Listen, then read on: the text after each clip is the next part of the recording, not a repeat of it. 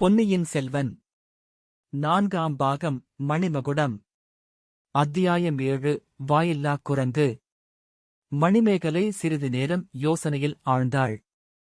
தான் சற்றுமுன் கண்ட தோற்றம் வெறும் பிரமைதானா, அல்லது கனவில் கண்ட தோற்றமா? கனவாக இருந்தால்தான் தூங்கிக் கொண்டல்லவா இருக்க வேண்டும். தன்னைத்தானே தொட்டுப் பார்த்துக் கொண்டாள். இல்லை, தான் தூங்கவில்லை. பழுவூர் இளையராணிக்காக ஆயத்தமாயிருக்கும் அந்த புற அறை அல்லவா இது? பளிங்கு கண்ணாடியில் தன் முகம் இதோ நன்றாகத் தெரிகிறது. அது குத்துவிளக்கு எரிந்து கொண்டிருக்கிறது. கண்ணாடிக்கு எதிரே சுவரை உற்றுப் பார்த்தாள். அங்கே ஓர் இரகசிய வாசல் இருப்பது அவளுக்குத் தெரியும். அதை வெளியிலிருந்தும் திறக்கலாம், உள்ளிருந்தும் திறக்கலாம். மணிமேகலை அந்த இடத்தில் சுவர் ஓரமாக நின்று காதை சுவரோடு ஒட்டி வைத்து உற்றுக் கேட்டாள்.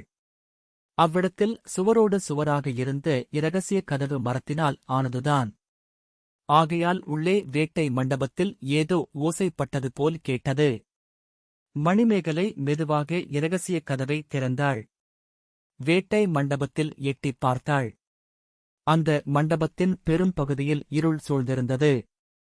ஒரு மூலையில் சிறிய அகல் விளக்கு எரிந்து கொண்டிருந்தது.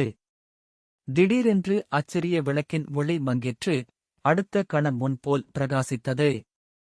ஏதோ ஓர் உருவம் அவ்விளக்கின் முன்புறமாக குறுக்கே சென்றது போலிருந்தது. அக்காரணத்தினால்தான் விளக்கு ஒரு கணம் மறைந்து அடுத்த கணம் பிரகாசித்திருக்க வேண்டும். அப்படி விளக்கை ஒரு கணம் மறைத்த உருவம் அதன் முகம் தான் சற்றுமுன் கண்ணாடியில் கண்ட முகம்தானா, அல்லது எதுவும் தன் சித்தக் கோளாறுதானா? மணிமேகலை எட்டிப் பார்த்தபடியே கையைத் தட்டினாள். யார் அங்கே என்று மெல்லிய குரலில் கேட்டாள். பதிலுக்கு ஒரு கனைப்புக் குரல் கேட்டது. வௌவால் ஒன்றுதான் மேல் கூரையில் தொங்கிய இடத்திலிருந்து கிளம்பி ஜிவ்வென்று பறந்து போய் கூரையில் இன்னொரு இடத்தைப் பற்றிக் கொண்டு தொங்கிற்று. மறுபடியும் மிக மிக இலேசான இருமல் சத்தம். மணிமேகலை அவ்வாசற்படியில் நின்றபடியே, அடியே சந்திரமதி என்று உரத்த குரலில் கூறினாள். ஏன் அம்மா என்று பதில் வந்தது. கைவிளக்கை எடுத்துக்கொண்டு உடனே இங்கு வா என்றாள் மணிமேகலை. சற்று நேரத்துக்கெல்லாம் ஒரு பணிப்பெண் கையில் விளக்குடன் வந்தாள். இங்கேதான் விளக்கு நன்றாக எரிகிறதே. எதற்கு அம்மா விளக்கு? வேட்டை மண்டபத்துக்குள்ளே போய் பார்க்க வேண்டும். ஏதோ ஓசை கேட்டது. வௌவால் இறகை அடித்துக் கொண்டிருக்கும். அம்மா, வேறு என்ன இருக்கப் போகிறது? இல்லையடி, சற்றுமுன் இந்த பளிங்கு கண்ணாடியில் பார்த்துக் கொண்டிருந்தேன். திடீரென்று என் முகத்துக்குப் பக்கத்தில் இன்னொரு முகம் தெரிந்ததடி.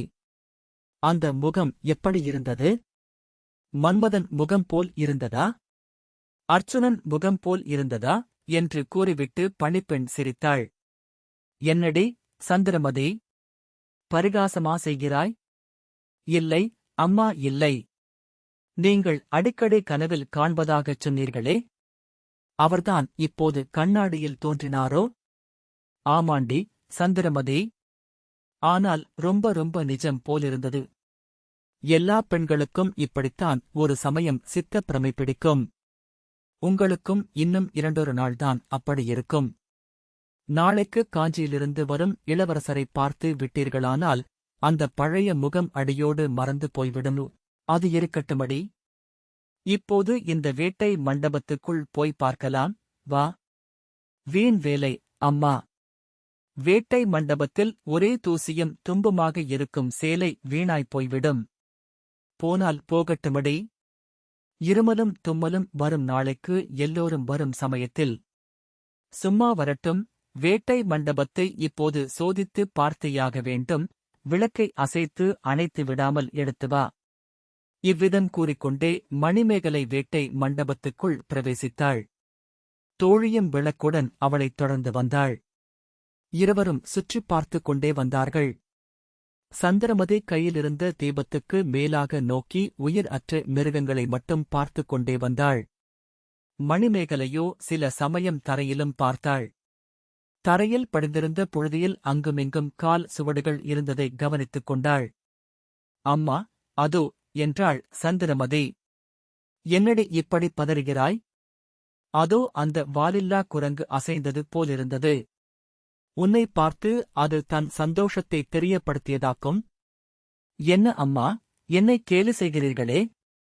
நான் பிரமை பிடித்து அலைகிறேன் என்று நீ மட்டும் என்னை பரிகாசம் செய்யவில்லையா?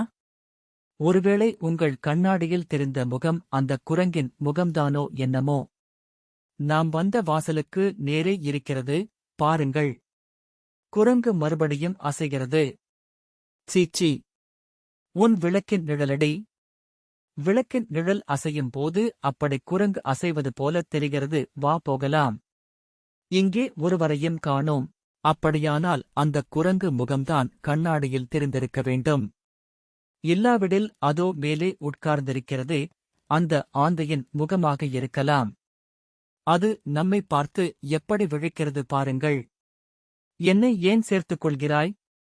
உன் அழகைப் பார்த்துச் சொக்கிப் போய்த்தான் அந்த ஆந்தை அப்படி கண் கொட்டாமல் பார்க்கிறது.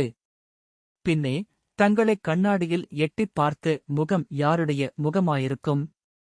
அடியே, எனக்குத்தான் சித்தப்பிரமை என்று நீ முடிவு கட்டிவிட்டாயே? என் கனவில் அடிக்கடி தோன்றும் முகம் கண்ணாடியிலும் தோன்றியிருக்கலாம். அந்தச் சுந்தர முகத்தைப் பார்த்த கண்ணால் இந்த குரங்கையும் ஆந்தையையும் பார்க்க வேண்டி வந்ததே என்று எனக்கு கஷ்டமாயிருக்கிறது. வாடி, போகலாம். கண்ணாடியில் இன்னொரு தடவை அந்த முகம் தெரியுமா என்று பார்க்கிறேன். இரண்டு பெண்களும் மறுபடியும் வந்த வழியே புகுந்து அந்தப் புற அறைக்குள்ளே போனார்கள். வாலில்லா குரங்குக்குப் பின்னாலிருந்து வந்தியத்தேவன் வெளியில் வந்தான். 2-3 தடவை தும்மி மூக்கில் புகுந்திருந்த தூசி துப்பைகளைப் போக்கிக் கொண்டான். தன்னை அவ்வளவு நன்றாக மறைத்திருந்த வாலில்லா குரங்குக்கு தனது நன்றியைச் செலுத்தினான். ஏ குரங்கே, நீ வாழ்க. அந்தப் பணிப்பெண் என் முகத்தை உன் முகத்தோடு ஒப்பிட்டாள். அப்போது எனக்கு கோபமாய்த்தான் இருந்தது. வெளியில் வந்து விடலாமா என்று கூட எண்ணினேன். நல்ல வேளையாய்ப் போயிற்று. மனத்தை அடக்கிக் கொண்டேன். நீ மட்டும் இங்கே ஆள் உயரத்துக்கு நின்றிராவிட்டால் என் கதி என்ன ஆயிருக்கும்? அந்தப் பெண்களிடம் அகப்பட்டுக் கொண்டிருப்பேன். குரங்கே, நீ நன்றாயிருக்க வேணும். இப்படிச் சொல்லி முடிக்கும்போதே அந்தப் பெண்களிடம் அகப்பட்டுக் கொண்டிருந்தாலும் அப்படி ஒன்றும் விபரீதமாகப் போயிராது என்ற எண்ணம் அவன் மனத்தில் தோன்றியது. அவர்கள் யார் என்பதை முன்னமே ஊகித்துக் கொண்டிருந்தான். அவர்கள் பேசிய வார்த்தைகள் யாவும் அவன் காதில் நன்றாய் விழுந்தன. அதிலும் மணிமேகலை உரத்த குரலில் கணீர் என்று பேசினாள். கனவில் கண்ட முகத்தைப் பற்றியும் கண்ணாடியில் பார்த்த முகத்தைப் பற்றியும் அவள் ஏதோ பேசினாளே, அது என்ன? பழைய சம்பவங்கள் அவனுக்கு நினைவு வந்தன. கந்தமாறன் அடிக்கடி இவளிடம் தன்னைப் பற்றி பேசியிருப்பதாகச் சொல்லியிருக்கிறான். முன்தடவை இந்த மாளிகைக்கு வந்திருந்தபோது அவளை அரைகுறையாகப் பார்த்துச் சென்றதும், கந்தமாறன் அவளை வேறு பெரிய இடத்தில் மணம் செய்து கொடுக்கப் போவதாகச் சொன்னதும் ஞாபகத்துக்கு வந்தன. இந்தப் பேதைப் பெண் ஒருவேளை அவளுடைய மனத்தை மாற்றிக் கொள்ளாமல் இருக்கிறாளா என்ன? அதைப் பற்றி யோசிப்பதற்கு இப்போது நேரம் இல்லை. வெளியேறும் வழியைப் பார்க்க வேண்டும். யானை தந்தப்பிடியுள்ள வழி அந்தப் புறத்துக்குள் போகிறது. ஆகையால் அது தனக்குப் பயன்படாது. தான் வந்த வழியைத்தான் தேடிப் பிடிக்க வேண்டும். இரகசிய வழிகளின் கதவுகளை உள்ளே இருந்து திறப்பதற்கும் வெளியிலிருந்து திறப்பதற்கும் வெவ்வேறு முறைகள் உண்டு என்பது அவனுக்குத் தெரிந்ததே. திறப்பது எப்படி என்று கஷ்டப்பட்டு கண்டுபிடிக்கலாம். ஆனால் இரகசிய வழி எங்கே இருக்கிறது என்று தெரிந்தால் அல்லவா திறப்பதற்கு வழி கண்டுபிடிக்கலாம். சுவரை எவ்வளவு உற்று உற்றுப் பார்த்தாலும் ஒன்றும் தெரியவில்லை. வெளிச்சமும் போதவில்லை. தான் புகுந்த இடத்துக்குப் பக்கத்தில் முதலை ஒன்று கிடந்தது என்பது அவன் நினைவுக்கு வந்தது. அங்கே போய் அருகிலுள்ள சுவர் பகுதியையெல்லாம் தடவிப் பார்த்தால் ஒருவேளை வெளியேறும் வழி புலப்படலாம். இவ்வாறு நினைத்து முதலைக்கு அருகில் சென்று சுற்றுப்பக்கத்து சுவரையெல்லாம் தடவி தடவிப் பார்த்தான். ஒன்றும் பயன்படவில்லை. நேரமாக ஆக கவலை அதிகரித்து வந்தது. இது என்ன தொல்லை? நன்றாக இந்தச் சிறைச்சாலையில் அகப்பட்டுக் கொண்டோமே. கடவுளே, அந்தப் புறத்துக்குள் புகுவதைத் தவிர வேறு வழி இல்லை போலிருக்கிறதே. அப்படி அந்தப் புறத்துக்குள் புகுந்தால் அதில் எத்தனை அபாயங்கள்! ஒருவேளை மணிமேகலை தன்னிடம் அனுதாபம் காட்டலாம். ஆயினும்தான் அவளிடம் இங்கே இப்படி இரகசியமாக வந்ததற்கு என்ன காரணம் சொல்வது? உன்னிடம் கொண்ட காதலினால் வந்தேன் என்று சொல்லலாமா? அது எவ்வளவு கொடூரமான பொய்யாயிருக்கும்? துணிந்து அத்தகைய பொய் சொன்னாலும் அவள் நம்புவாளா? மணிமேகலை மட்டும் தனியாய் இருப்பாள் என்பது என்ன நிச்சயம்? மற்ற பெண் பிள்ளைகளுக்கிடையில் அகப்பட்டுக் கொண்டால் சம்புவரையர் அறிந்தால் கட்டாயம் தன்னைக் கொன்றே போடுவார். மறுபடியும் வந்தியத்தேவனுடைய கவனம் தரையில் கிடந்த முதலையின் மீது சென்றது. அதன் பேரில் அவனுக்கு கோபமும் வந்தது. முதலையே, எதற்காக இப்படி வாயைப் பிளந்து கொண்டே இருக்கிறாய் என்று சொல்லிக் கொண்டே அதை ஓங்கி ஒரு உதை உதைத்தான். உதைத்த போது முதலை கொஞ்சம் நகர்ந்தது. அதே சமயத்தில் சுவர் ஓரமாக தரையில் ஒரு சிறிய பிளவு தெரிந்தது. ஆகா, நீதானா வழியை அழைத்துக் கொண்டிருக்கிறாய்? முட்டாள் முதலையே, முன்னாலேயே சொல்வதற்கு என்ன என்று சொல்லிக் கொண்டே வந்தியத்தேவன் குனிந்து முதலையை பிடித்து நகர்த்தினான். முதலை நகர நகரச் சுவர் ஓரத்தில் துவாரம் பெரிதாகி வந்தது. கீழே படிகளும் தெரிந்தன.